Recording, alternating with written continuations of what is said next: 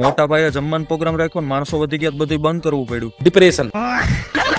તો ભાઈ હવારના પૂરમાં ગાડી કાઢીને નીકળી ગયા આપણા ગામડા બાજુ. આપણા તાલાડામાં રામનવમી ની તૈયારી આમાં લેવો, પછી ફટાફટ વાડીએ પહોંચીને પીરસવાનું ચાલુ કરી દીધું. હવે ઘણા તો ઈ હાટુ વિડીયો જોતા હતા, કાકડી જમવાનું ઘટશે ને બધું બંધ કરી દે, મજા આવી છે. આવા જ છો. હવે ઈ બધું પતાવીને બપોર તારે ઘડીક વાર આરામ કર્યો. હવે નાના છોકરાને મોબાઈલ હાથમાં આવી ગયો તો આપણે ચેનલ સબસ્ક્રાઇબ કરી દઈએ. એટલે આ તો રોંગ નંબર લાગી ગયો. હવે અમારા મામા દીકરીને જવું બીજી વાડી આટો મારવા, તો ફટાફટ સ્લેપ મારીને નીકળી ગયા બે વાડી બાજુ. રસ્તામાં બેનના સનરૂફ ની બહાર નીકળવું હતું, પણ બાયના તાપમાન કંઈક વધારે જ છે. તડકો ગમે એવો હોય, છોકરાઓને તો મજા જ કરવાની હોય.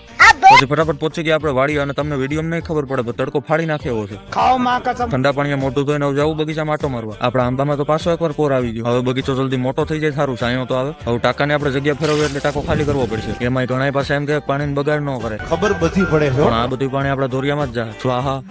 નદી બાજુ આટો મારી લીધો ને, હવે પાછળની જગ્યામાં કંઈક નવું આવવાનું છે, પણ એના માટે તમે ફોલો કરીને રાખજો. એમાં પાછું મોટા પાયે ગીવઅવે આવવાનું છે, એમાં પાછા જૂના ખેલાડી સિલેક્ટ થાય.